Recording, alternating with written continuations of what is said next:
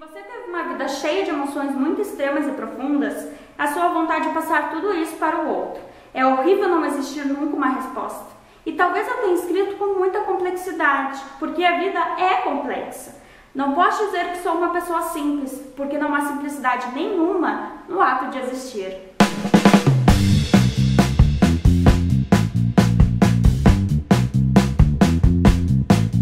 Oi gente, eu sou a Tabata e hoje a gente vai conversar um pouquinho sobre Hilda Hilst, uma das maiores poetas da nossa literatura brasileira. Eu postei uma foto lá no Insta, tá? E ele vai aparecer aqui na tela pra vocês, dizendo que eu tava escrevendo um artigo sobre essa autora e perguntando se vocês queriam que eu viesse aqui falar um pouquinho sobre a vida, a obra dela.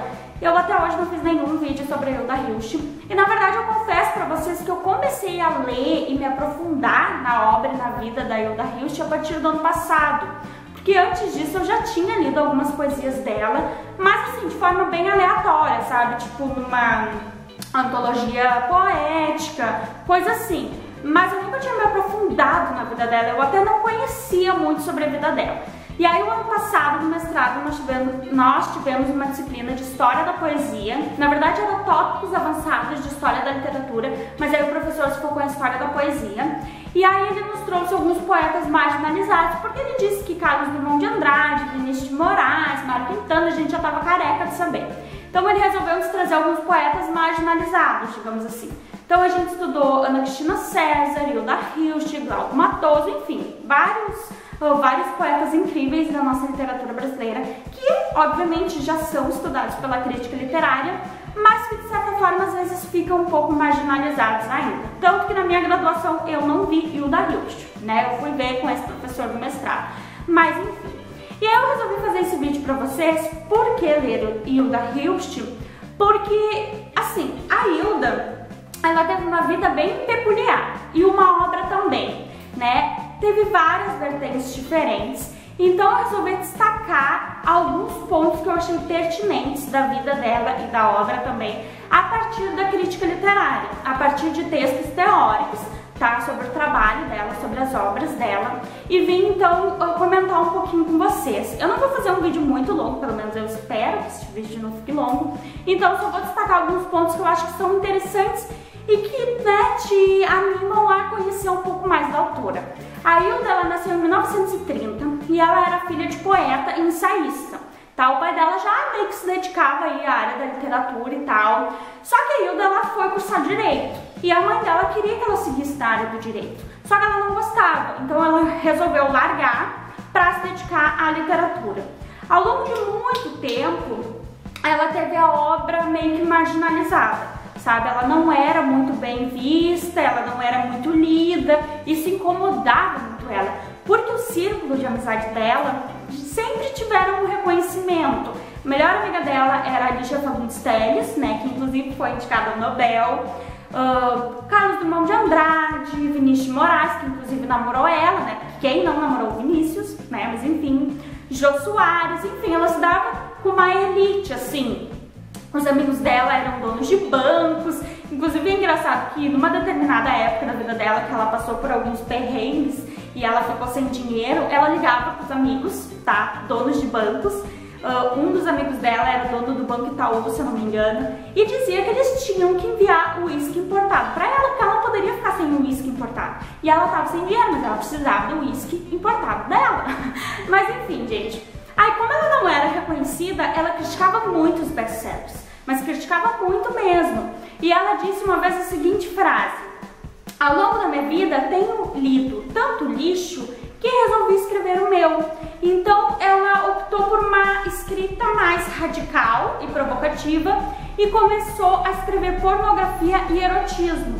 Ela começou a escrever poemas bem diferentes assim. Os amigos não gostaram muito, eles meio que criticaram, sabe? Eles disseram que ela ia perder o valor estético dela, sabe? Só que desde o início a crítica gostou muito e ela começou a vender, porque a crítica disse que ela não perdeu o valor da literatura dela. Ela foi muito bem vista pela crítica literária, porque a literatura dela continuou muito boa, mesmo ela, né, escrevendo com outra vertente e tal. E aí, um belo dia, um teórico e crítico francês, que eu não vou me recordar o nome, até porque eu não falo francês, disse que ela transformou a pornografia em arte. E aí com isso ela começou a vender muito, né? Porque era um crítico bem conhecido. E ela ficou brava. Ela disse, bastou o crítico fulano de tal dizer que eu transformei pornografia em arte, que agora todo mundo resolveu ler. Então ela era meio reclamona, assim, sabe? Quando ela não vendia, ela reclamava. Quando ela vendia, ela continuava reclamando, né? Era um pouco complicado falar sobre, né? Era um pouco complicado lidar com Hilda Hilst. Mas, enfim, a crítica sempre elogiou muito o trabalho dela, tá? Ela sempre escreveu, assim, de uma forma que o público jovem se identificasse com a escrita dela, né? Talvez pela linguagem, talvez pelo psicológico dos personagens. Uma coisa que o Alcir Pécora, que é um dos teóricos que mais se aprofundou na obra da Hilda Hilst, disse, que eu acho que é bem interessante a gente parar para pensar, é que assim, ela tinha essas diferentes vertentes na escrita dela. Em um único livro, ela trazia diferentes gêneros literários. Por exemplo, neste livro aqui, A Obscena Senhora D, que é um dos livros mais famosos dela, ela mistura lírica, tá? Ela mistura teatro, ela mistura crônica, tá? Ele diz que nesse livro aqui, eu vou mostrar pra vocês. Nós temos poesia lírica, no meio do romance nós temos poesia lírica, não sei se dá pra ver, mas eu acho que dá. Nós temos também diálogos teatrais e também alguns trechos que a gente pode considerar do gênero crônica, porque ela fala de acontecimentos e personagens históricos. Então ele disse que isso é muito bacana na obra da Hilda Hilst, porque em um único livro, em uma única obra, ela acaba misturando, sei lá, diferentes gêneros literários, e isso faz com que ela se diferencie, né? Achei isso bem bacana, assim. Bom, gente, eu tenho aqui pra mostrar pra vocês uma revista muito bacana, ó, que é sobre a vida e a obra dela, e tem várias, tipo, fotografias e tal. Eu vou mostrar pra vocês como a Hilda era bonita. Ela era uma pessoa muito bonita, olha como ela era bonita, não sei se vai dar pra ver direito, mas ela era uma mulher muito bonita. Inclusive, na época, ela não gostava muito que elogiassem muito ela, porque ela dizia que acabavam esquecendo do trabalho dela pelo fato de ela ser muito bonita. Tem um capítulo bacana aqui da amizade, que a Lígia Fagundes Telles fala sobre ela, e teve uma vez que a Hilda Hilst pediu pra Lígia escrever sobre a obra dela, né? Lígia, escreve aí o que tu acha, mas não escreve como amiga, escreve como crítica. E aí Lígia falou, não, tudo bem, vou escrever como crítica, mas como que eu não vou falar que a Hilda é uma pessoa doce, é uma pessoa muito querida, sabe, uma pessoa muito peculiar, e realmente ela era uma pessoa bem peculiar. Mas enfim, um ponto, gente, que eu acho interessante falar aqui pra vocês, que foi uma fase muito importante na vida da Hilda Hilst, foi quando ela se mudou, tá, pra uma fazenda, acho que no interior de São Paulo, com o marido dela, que era a Morada do Sol. Ela construiu, assim, uma chácara, e lá ela recebia muitos amigos dela, né? Inclusive o Caio Fernando Abreu ficou um tempo morando lá com ela, e enfim, ela recebia, né, esse ciclo de amizade que eu já comentei com vocês. E aí quando ela foi morar nessa fazenda, nessa chácara, ela começou a se envolver muito com a natureza, e ela começou uma nova fase da vida dela, que foi a fase da espiritualidade. Ela começou a fazer até algumas pesquisas, assim, científicas e tal. E aí os amigos dela, Hilda, para com isso. Porque, tipo assim, quando ela tava conversando, ela e o amigo, entendeu? Digamos, tá? Ela e a Lígia Fagundes Telles conversando. Ela colocava um gravador e gravava a conversa delas. E aí depois ela ficava ouvindo pra ver se ela escutava vozes de espíritos naquela gravação, sabe? Os amigos até brincavam, tu tá escutando voz de morto, não sei o que e tal. E aí, assim ela começou os experimentos dela. Aí depois ela ligava o rádio e deixava sintonizado, mas não podia estar sintonizado em nenhuma rádio, tá? Tinha que estar assim, só, sei lá, captando, satélite, enfim, não entendo muito de rádios, mas enfim. Porque daí ela acreditava que ali os espíritos iriam falar. E segundo ela realmente escutava vozes de espíritos. E ela começou a fazer um trabalho científico mesmo. Só que os amigos dela não levavam muito em consideração. Mas isso começou a ficar grandioso, digamos assim. E teve um congresso famoso de espiritualidade junto com psicologia, sabe, em São Paulo, na época, tipo, terceiro congresso de espiritualidade, digamos assim. E aí convidaram ela para dar palestra lá e levar os experimentos dela. E ela levou os gravadores, tudo, que ela dizia que tinha vozes de espíritos e tal. Então ela dedicou boa parte da vida dela com esses experimentos.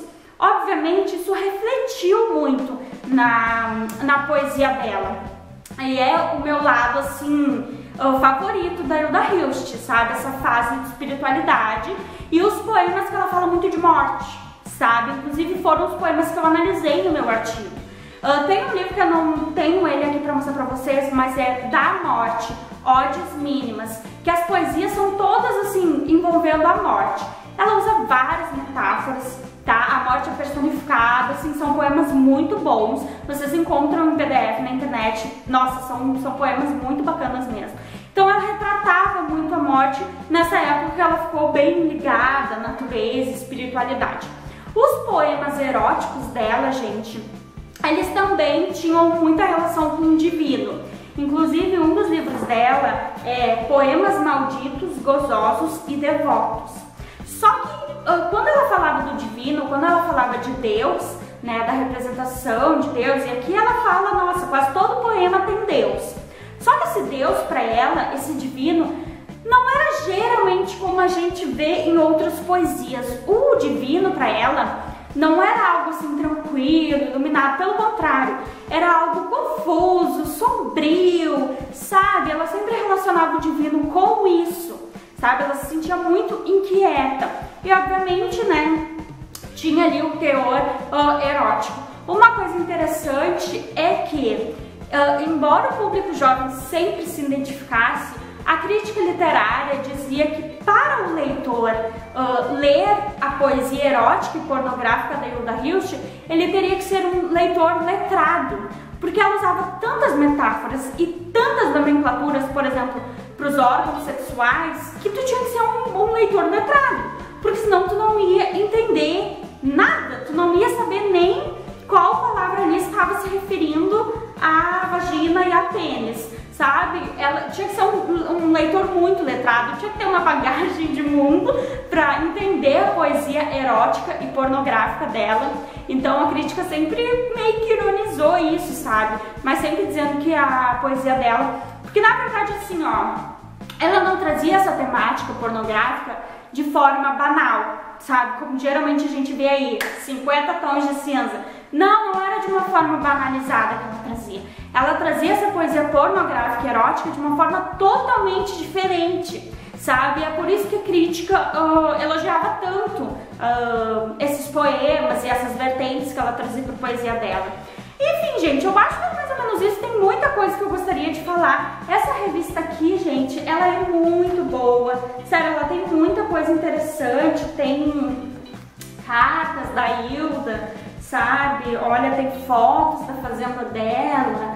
Enfim, tem muita coisa bacana mesmo. Eu só acho que é um pouco difícil de achar, tá? Aqui a foto da Lígia, já mostrei pra vocês. Eu acho que é um pouco difícil de achar, porque esse material que eu tenho aqui, na verdade, esse material não é meu, esse material é do meu professor. Mas, para quem quiser saber um pouquinho mais da vida da Hilda Hilst e da obra dela, eu indico vocês a comprarem esse livro, que é mais fácil de achar, porque ler Hilda Hilst, vocês podem ver as marcações, tem muita coisa bacana. Óbvio que eu não vou poder falar muita coisa aqui, porque o vídeo já tá enorme. Mas, enfim, eu acho assim, por que ler Hilda Hilst? Porque ela teve diferentes fases, tá, que influenciaram e afetaram a obra dela, tá, a obra inteira. A Hilda, ela foi uma escritora bem peculiar, como eu falei pra vocês, ela teve essas diferentes fases melhores, outras piores. No meu ponto de vista, a melhor fase dela é da espiritualidade, mas de repente alguém se identifica mais com a fase do erotismo, com o divino, enfim. Mas a Hilda, ela é uma escritora que te traz diferentes temáticas, sabe, de uma forma diferente. Para quem quer ler uma pornografia e um erotismo de uma forma diferenciada, leia a Hilda Hilst, sabe? Então, assim, vale muito a pena por esses aspectos que eu destaquei para vocês. E eu espero muito que vocês tenham gostado. Foram comentários rápidos que eu fiz da vida e da obra dela, mas eu acho que já deu para ter mais ou menos uma noção de como ela trabalhou ao longo da carreira dela, de como ela é vista pela crítica literária, né, pela teoria literária. E eu espero muito que vocês tenham gostado desse vídeo. Se vocês gostaram, eu posso fazer esse vídeo com outros autores, tipo, por que ler Vinícius de Moraes, por que ler Fernando Pessoa, não só poetas, né, mas romancistas, contistas, cronistas, enfim. Eu tenho um vídeo aqui no meu canal, que acho que foi o segundo ou terceiro vídeo, que é por que ler Caio Fernando Abreu, que eu vou deixar linkado aqui nos cards e no box de descrição. Mas naquele vídeo eu não falo muito da vida do Caio. Na verdade, eu mostro ali alguns livros que não são tão conhecidos pelo público, né, porque são muito conhecidos pela crítica literária, né, mas não são muito conhecidos pelo público. Então eu dou algumas indicações bacanas, falo do contexto histórico também, dos contos, enfim, das temáticas que o Caio traz.